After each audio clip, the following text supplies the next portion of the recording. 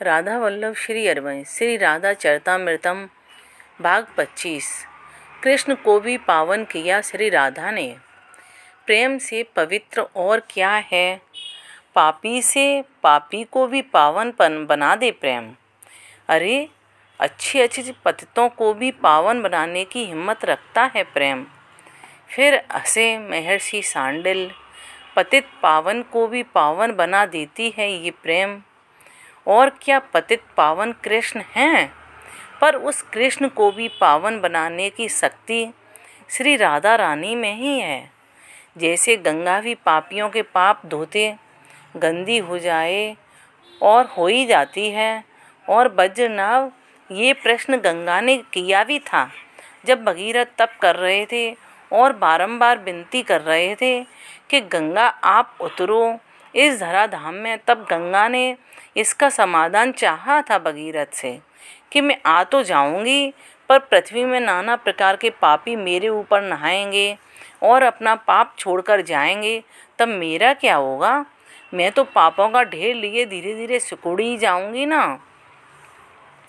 इसके उत्तर में भगीरथ ने कहा था, गंगा आप उतरो, पृथ्वी में पापी नहाएंगे तो पाप छोड़ जाएंगे, पर आप में जब कोई एक प्रेमी महात्मा नहाएंगे तो वो तुम्हारे में छोड़े गए पापों को नष्ट करते हुए अपनी भजन की ऊर्जा तुम्हें प्रदान करके चले जाएंगे। हे वज्रनाभ, ईश्वर भी अपनी ईश्वरता से थक जाता होगा ना, पतितों को पावन करते करते। तब अपने में से ही वो एलादनी के माध्यम से अपने को पावन बनाता है।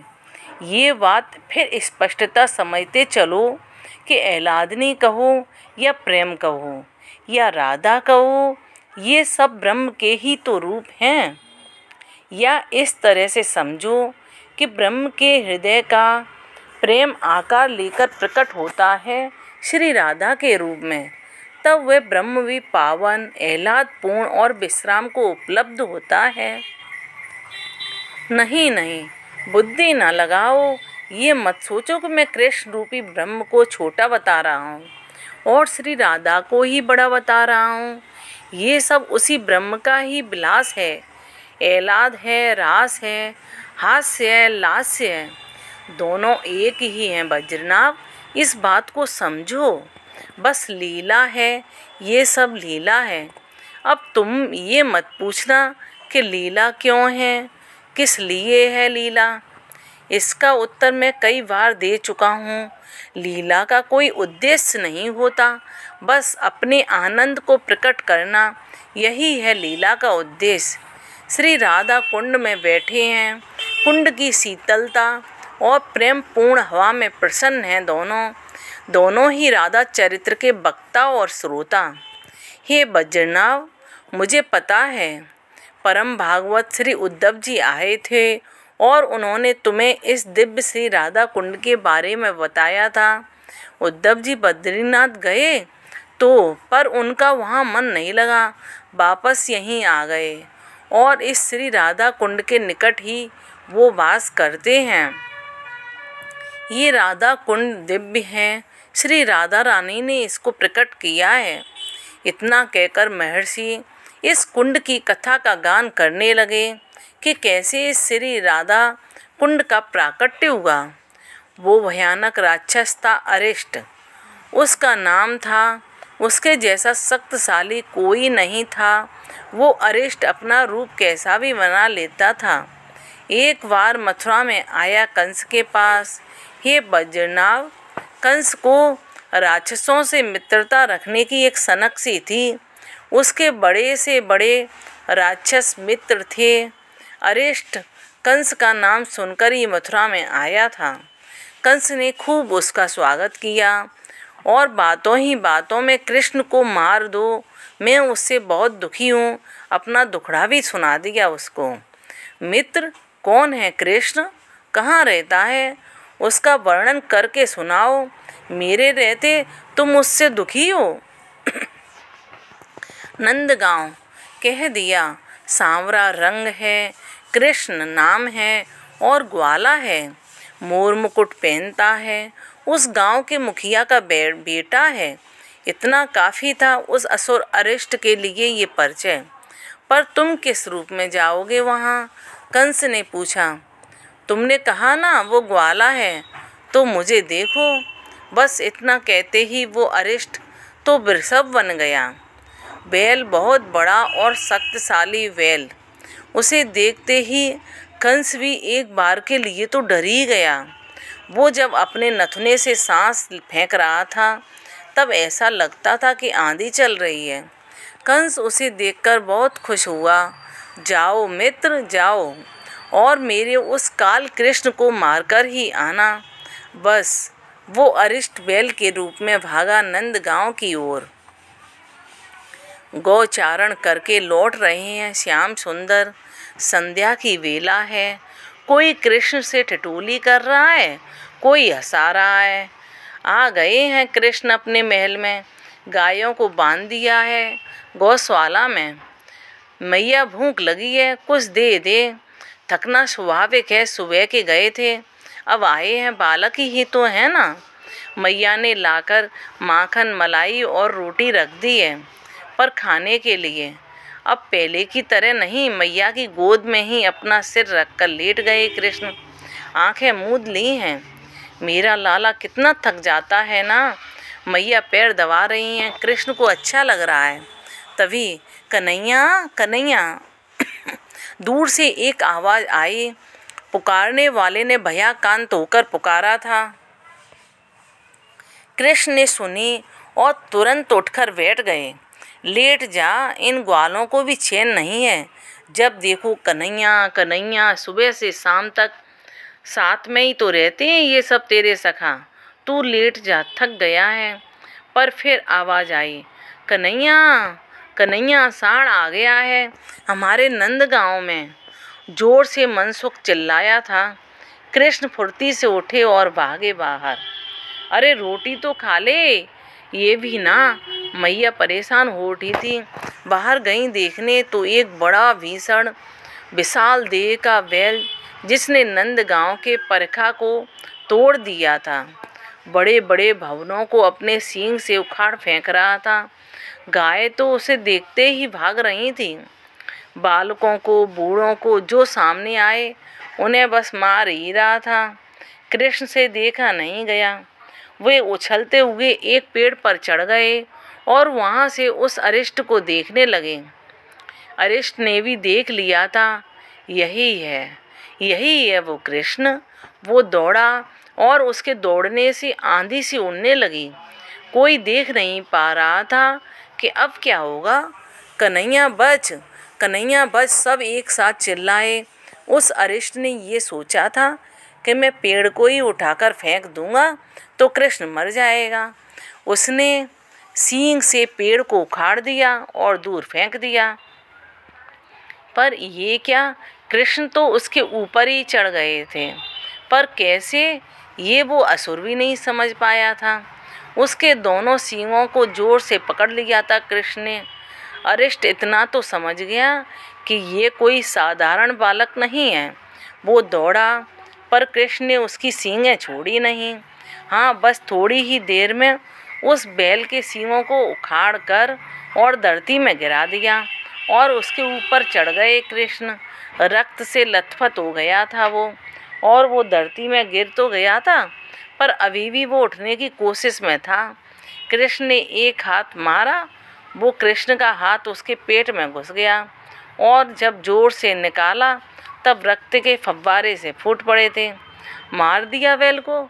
अरे बैल को मार दिया? पर बैल तो धर्म का रूप होता है, ऐसे बैल को नहीं मारना चाहिए था। हजार तरह की बातें उठने लगीं। उसी समय नंदगांव में चारों तरफ कृष्ण चुपचाप अपने महल में आ गए थे। कन्हैया, सब कह रहे हैं कि तूने गलत किया। मनसुख बोला, नहीं, तू भगा देता उस बैल को, पर मार ही देना ये तो ठीक नहीं था। मधुमंगल ने भी अपनी बात कह डाली। बैल कुछ भी हो, हमारे शास्त्रों में धर्म का रूप कहा जाता है, इसलिए सब कह रहे हैं कि तुझे ब्रह्म हत्या लगी है। क्या? कृष्ण चौकी? कौन कह रहा है ये सब? पूरे नंदगांव का समाज ही कह रहा है। सब सखाओं ने कहा। कृष्ण शांत रहे, कुछ नहीं बोले। जब दूसरे दिन गौचारण करके महल में आए तब कई लोग बैठे थे। बाहर से सब नंदगांव के पंच थे। देखो जी, आप ब्रजपति हैं, हम मानते हैं, पर हमारा भी तो धर्म है। ऐसे धर्म पर हम कैसे प्रहार होने दें? बैल हमारा पूज्य है, उसे तुम्हारे पुत्र ने मार दिया, गलत किया, ऐसा नहीं करना चाहिए था। अरे बैल, गाय, ये तो हमारे धर्म के प्राण हैं। सब पंच एक साथ बोल रहे थे। इसका समाधान कृष्ण आगे आए और बोले, तू मत बोल कन्हैया, भीतर आ, बड़े लोग हैं, ये लोग तेरे बाबा हैं, है ना, बात कर लेंगे। मैया यशोदा ने भीतर खींचना चाहा कृष्ण को। नहीं, मैंने कोई गलती नहीं की है, तो अब मैं भी सुनूं कि इसकी क्या प्रायश्चित है। तीर्थ स्नान, क्योंकि ये ब्रह्म हत्या है, इसलिए समस्त तीर्थों की नदियों में स्नान। पंचों ने अपना निर्णय सुना दिया, और अगर सारे तीर्थ यहीं बुला लूँ तो? कृष्ण सहज होकर बोले थे। हाँ ठीक है, पर कैसे बुलाओगे यहाँ? हंसे सब पंच।